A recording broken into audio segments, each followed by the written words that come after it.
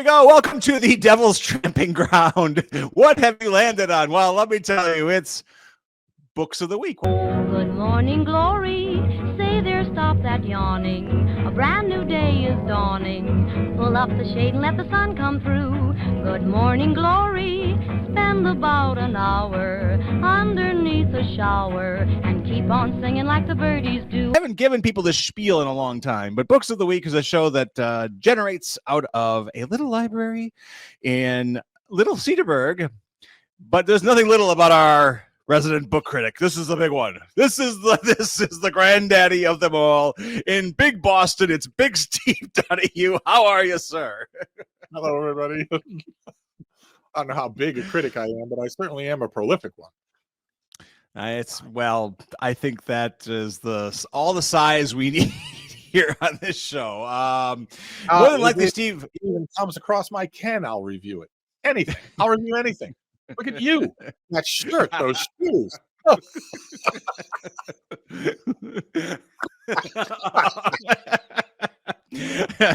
Steve reads everything. He's been known to read the backs of cereal boxes again and again, and then review them. He'll say this thing on the Lucky Charms is ridiculous. Why would you put the purple horseshoe by the green clover? Ridiculous.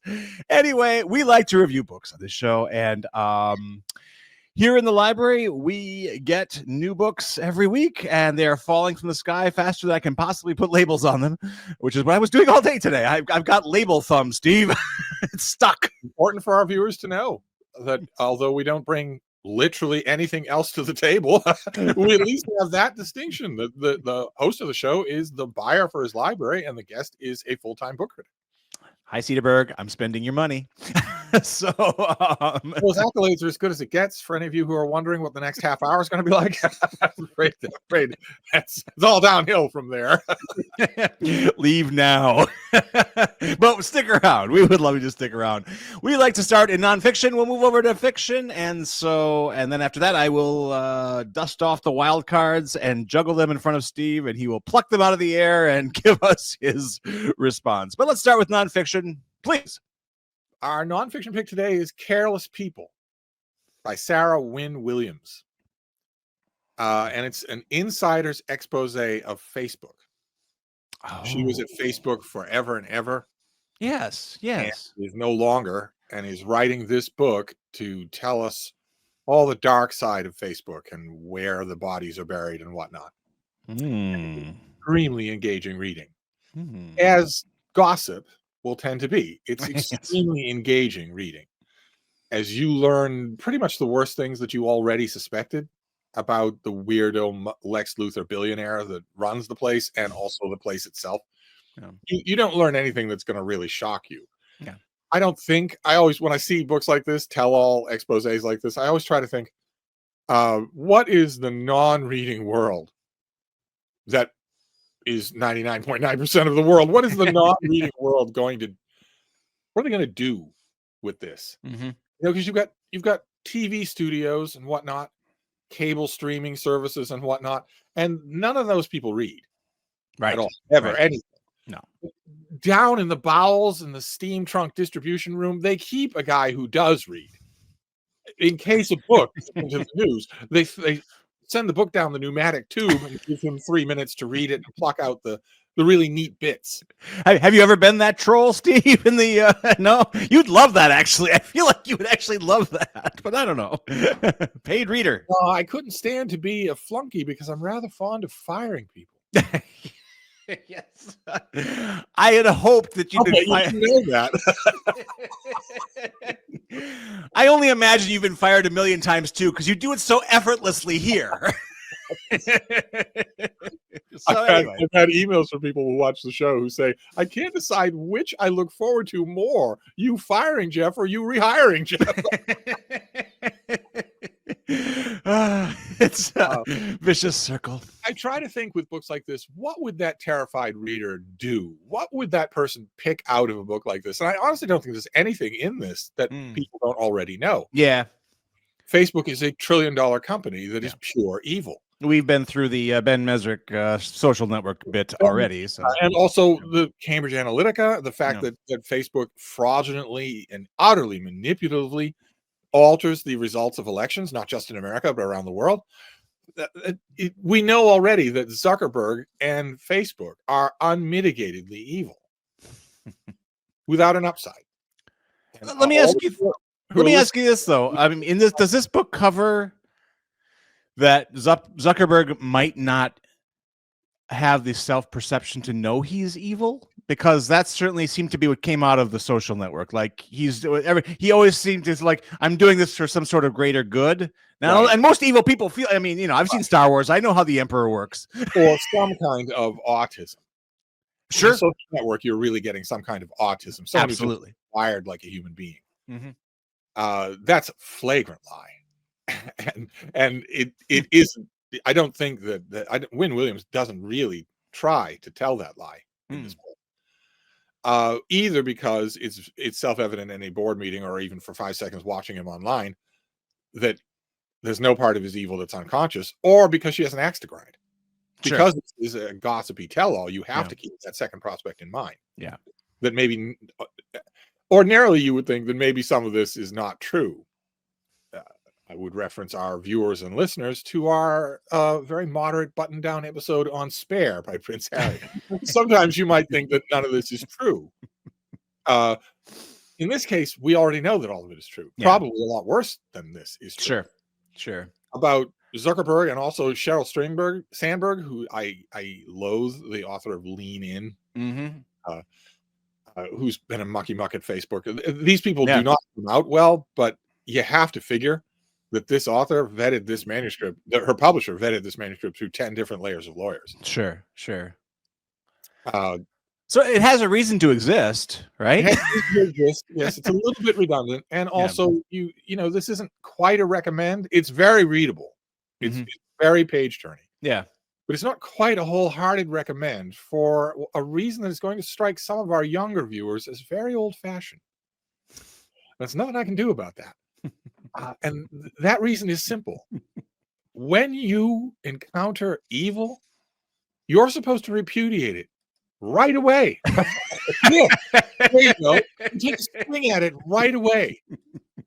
You don't wait until evil refuses to cover your out-of-plan medical costs.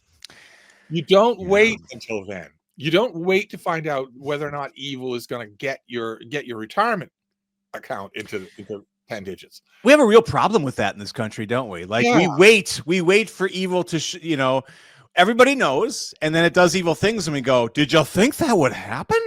Right. Yeah. The point that I wanted to make to Sarah Wynne Williams, aside from the fact that no one but a raging a-hole has a hyphenated name where the letters are the same on both sides. But aside from that, the thing that I wanted to shout to her is the same thing that I've wanted to shout to grown American voters for the last 10 years, which is that when you encounter evil, your response should be to repudiate it immediately, not to wonder how long can I ride this thing before it hurts me.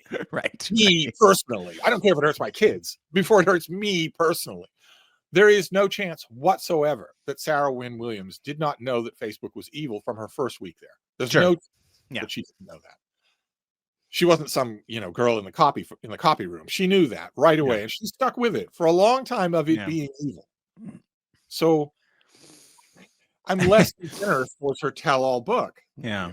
I'm less than generous towards that, just as I was towards, a former journalistic hero of mine, Bob Woodward. Sure. Yeah. Confidential late night slurring phone calls with the president of the United States who were telling him, this COVID-19 thing, it's much worse than I'm lying to the public about. This thing's deadly. Yeah. Didn't tell anybody. No. Got off the phone and didn't tell anybody. Yeah. I suppose Woodward was thinking, okay, I've got this really hot stuff and this is mine. And how long? Yeah. I mean, but it wasn't his because so many people were hacking, coughing, and wheezing up and down the streets. I have to wonder how much evil about Facebook did this author know in 2012? Yeah. How much does she know now that didn't get into the book? Sure. I am sure that I believe a lot of the rumors about Facebook that I read on Reddit. Yeah. Then none of those are in this book or even hinted at.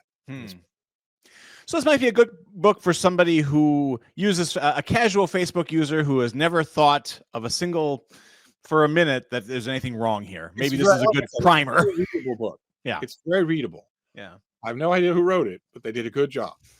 If for viewers and patrons of the library who are interested in this book, I would say read it, but read it as the final nudge you need to cancel your Facebook account. Mm-hmm. Absolutely.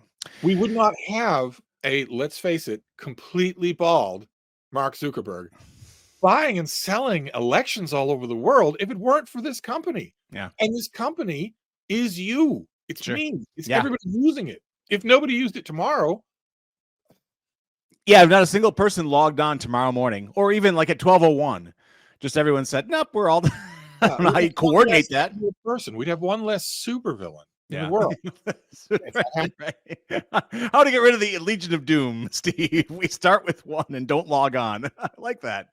Oh my gosh. It's mind-boggling how many members of the Legion of Doom are publicly financed voluntarily. That is mind-boggling.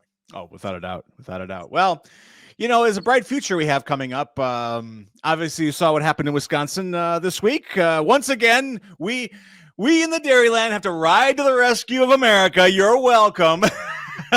Good Lord, it happens time and time again. But certainly what's going on today, this is exciting, Steve. I think economically, we're heading back to these, the S&H green stamps. I'm dollars ahead, thanks to green stamps. So there we go. All right. Well, so a moderate quasi non-recommend on that one, which is good. Yes, because, do it. If you're interested in this book, definitely get it out of the library. Don't buy it. Yeah. Don't buy it. Don't give this one any money. Right. Unless you can use these. So green stamps for books. We may be onto something with that. I'm going to see what we can do here. How do you create readers? It's fiction time, everybody. And let's see what you have for us, Steve. I know it's not True Men. But go ahead. Probably reminds me of 4 marriages. Goodness gracious. No. Our pick is something, if I give a mild quasi non-recommend to the first one, most people are going to think that I'm going to do even worse for the second one. Because the second one is by Suzanne Collins. The second one is Sunrise at the Reaping. It is a Hunger Games novel. Yes. And everyone listening, the people who are not familiar with the show, are going to assume that this old guy is a snob. And so I'm going to surprise people. This book is really good. Really? Sunrise at the Reaping is really good. Yes. I'm stuttering and stammering here, Steve. Help me out. Oh my gosh. The story. This is the 5th Hunger Games book. Yeah. But it is it's not like the 4th book. Of course, it's a trilogy that everybody knows. And sure. Everybody's seen the bloated movies. Mm-hmm. But then there's the 4th book. It doesn't really add anything. And then there's this book, the 5th one, which is a prequel. This takes place in the 50th Hunger Games, and Katniss Everdeen and her friends are in the 74th. Right. Right. And this is in order to mark the occasion of 50. Twice as many people are being taken from each village as tribute. And one of those people is Hamish Abernathy, who's a character in the original series. Sure, He's actually one of the rare people to survive the Hunger Games from his district. And in the movies, he's played by a very obviously feeling no pain Woody Harrelson. That's not saying much. That doesn't really distinguish many of his roles. Well, I don't know. True Detective.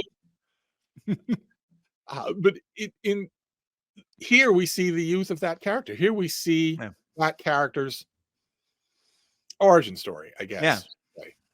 Yeah. And the book is good. It's really good. My word. It reminds you. Stop the presses. The outcome that Katniss Everdeen had was unprecedented.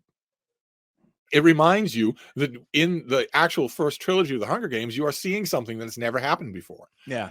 An unusual outcome for the Hunger Games. Certainly, yeah. And you're not far along in A Sunrise at the Reaping before you're realizing that Hamish's story is not going to be it's going to be fairly.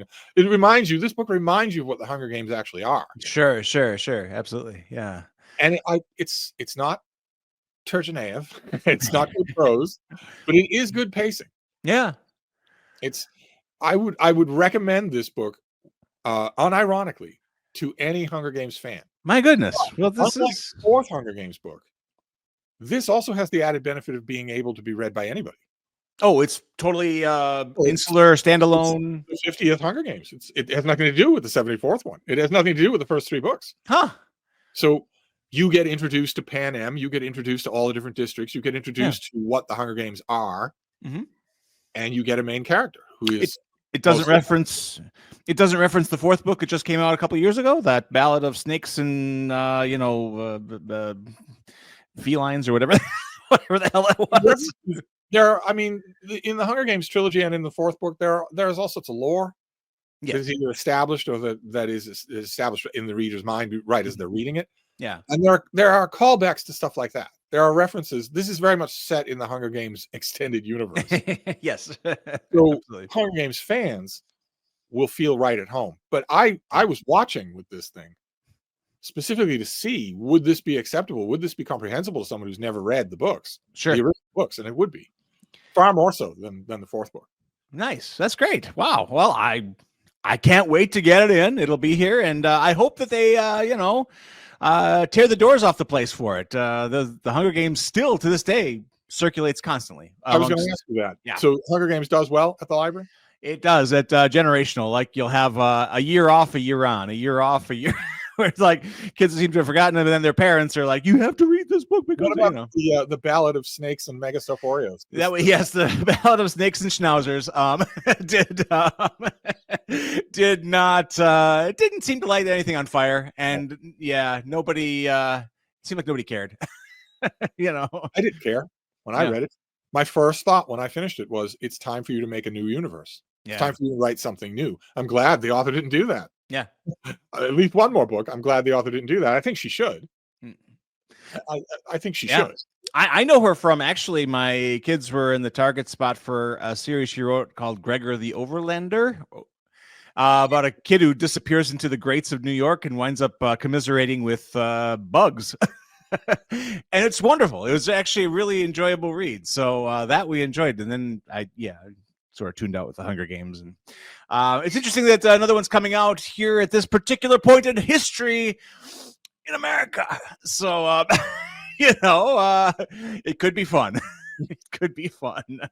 All right. That's the tagline for that movie would be, "I volunteer as tariff." Yes, we're going to get some goods from Indonesia. We're going to pay you a book critic. Here, have him. Take him.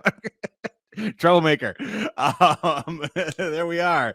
It is the time that we spin the show into a bit more of a game show. It's been a bit of a Hunger Games itself here, Steve. So because it's nothing about Gene Rayburn to you at another time. It's just now that you become Gene Rayburn. Gene Rayburn had the longest microphone. I'm amazed you don't have one.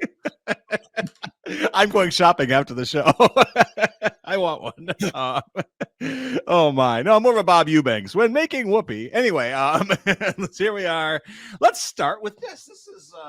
This is a beautiful book I found on our nonfiction shelves today, and I think it just crawled in a little while ago, October. The Work of Art. Really cool book. I started leafing through it, and did you have a chance to? I leafed through it, but not because of a publisher. The publisher dropped the ball and did not send me one. I it just as a normal schlumping, bridge troll. Oh my! You purchased it? No, I just ridiculous. No. No. That's interesting. I just opened the book to this page here by accident.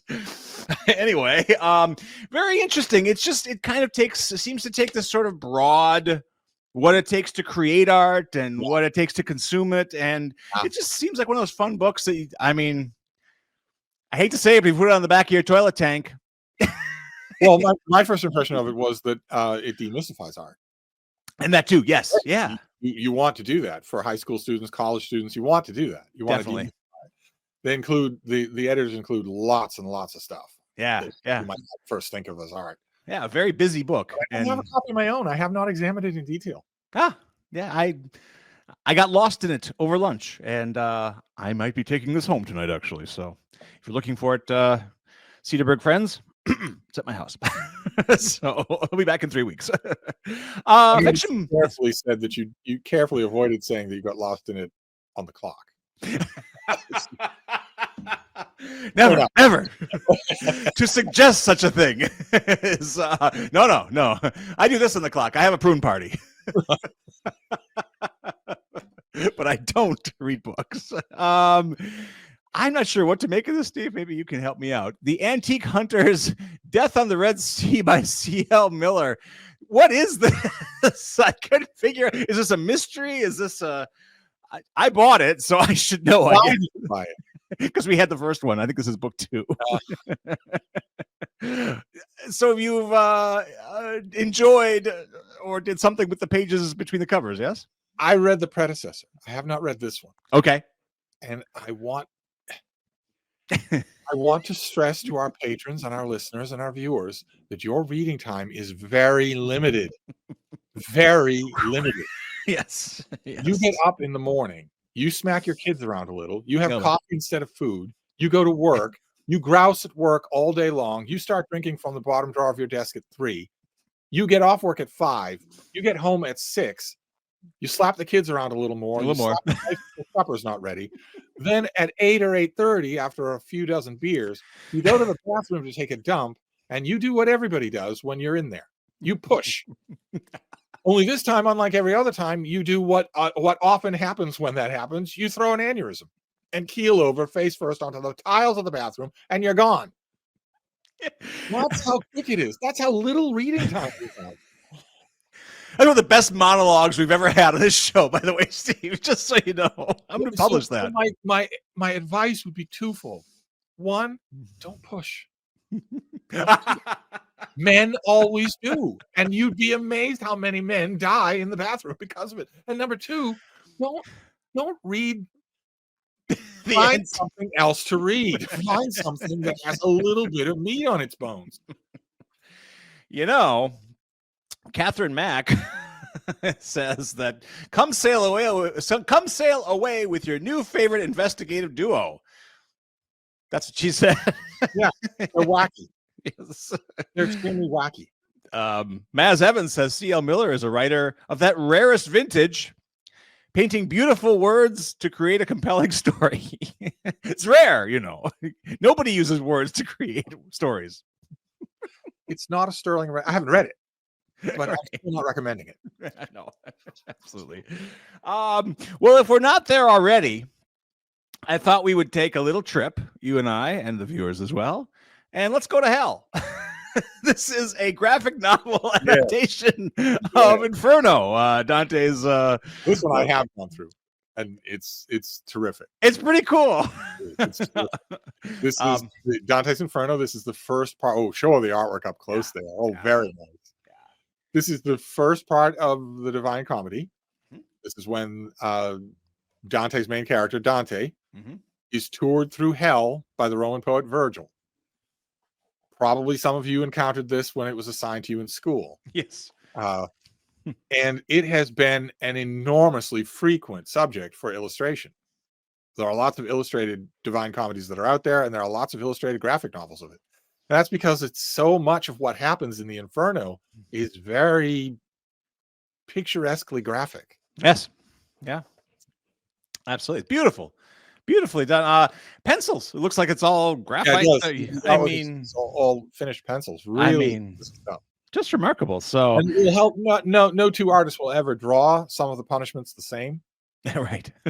Dante describes them, but he often describes them elliptically. Yeah. Yeah. So, you could get 10 artists in a room, ask all 10 of them to draw what you just read to them, because of course they won't read it themselves. Right. You ask 10 of them to draw what you just read to them, and you'll get 10 different versions of what. Sure.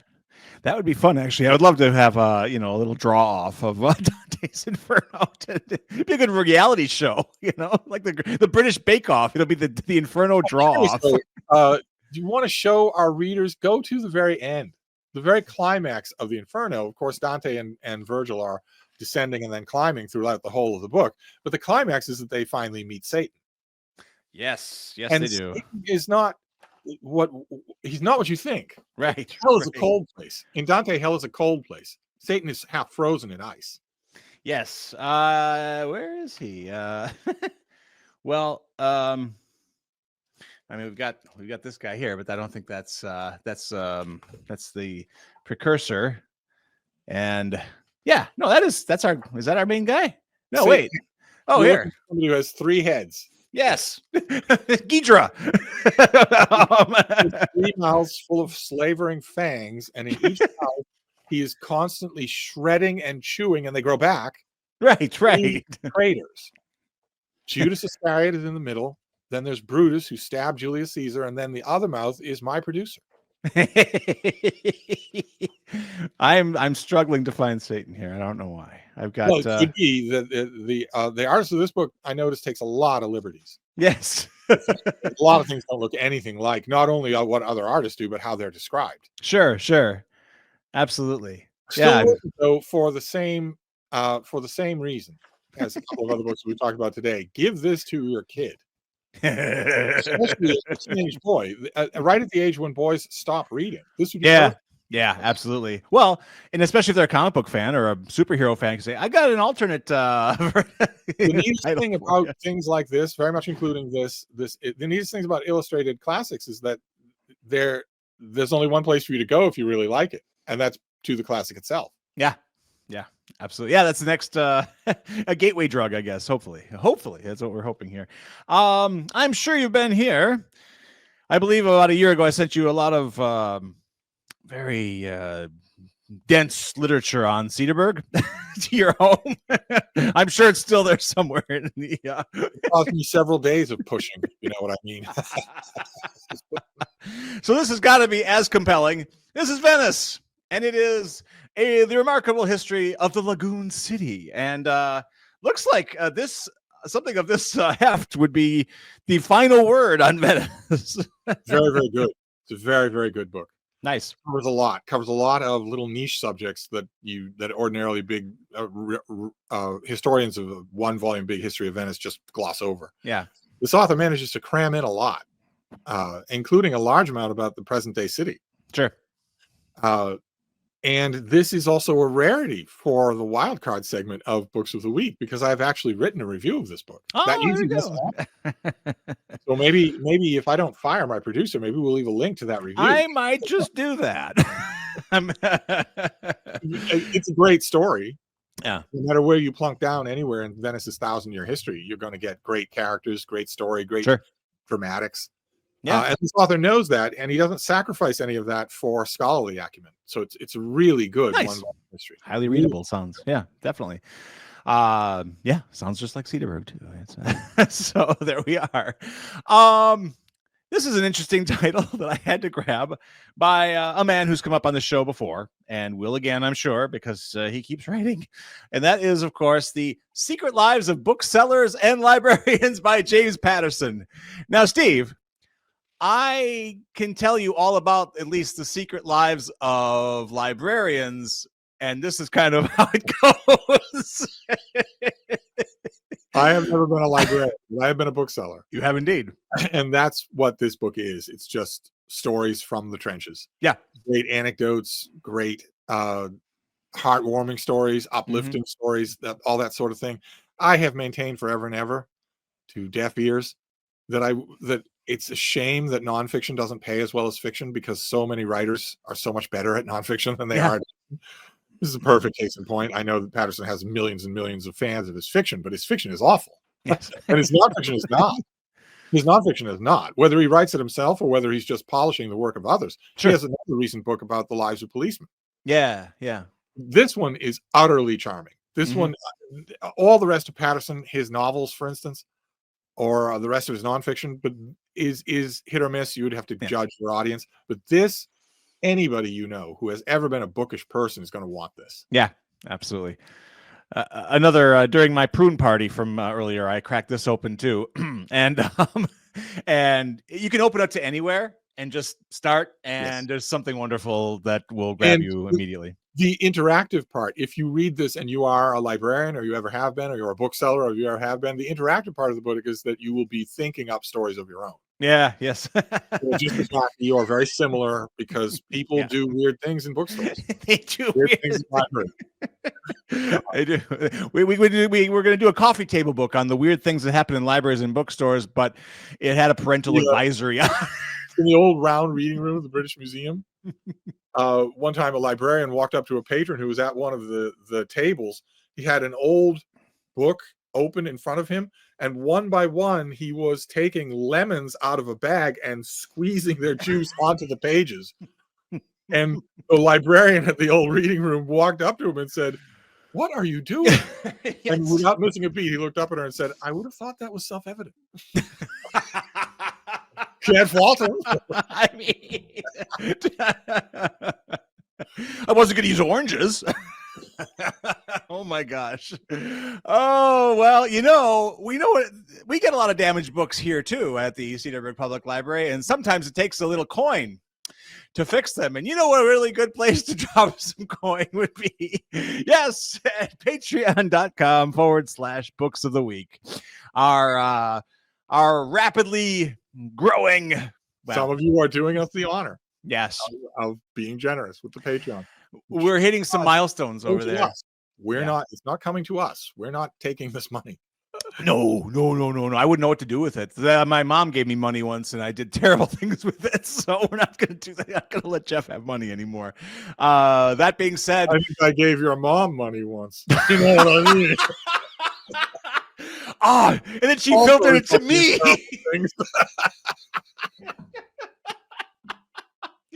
I should have said no. Dirty money. Dirty money. That's exactly what she said. Ma, if you're watching, it's all in the name of high comedy. Words were, that was the worst 45 seconds of my life. Oh no. She's yelling right now, "Get my will and an eraser." Well, if this hasn't horrified you enough, you still can leave some money over at patreon.com/books of the week. Oy. And while you're there, this money go to, Jeff?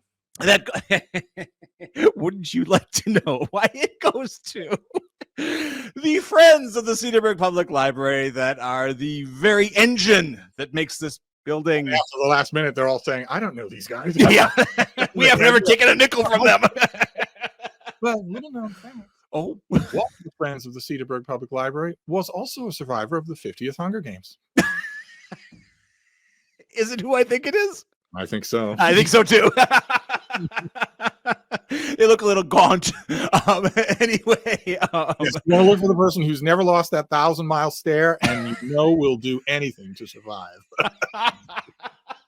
Well, you just described the entire group, but anyway, we'll work on it. There we are, folks. Books of the week for this week. We were off for a few weeks, and now we're back, and it's nice to be back. And please do tell your friends, tell your bookish friends that if you want to lose this bookish thing, if you want to not be bookish anymore, maybe give Books of the Week along.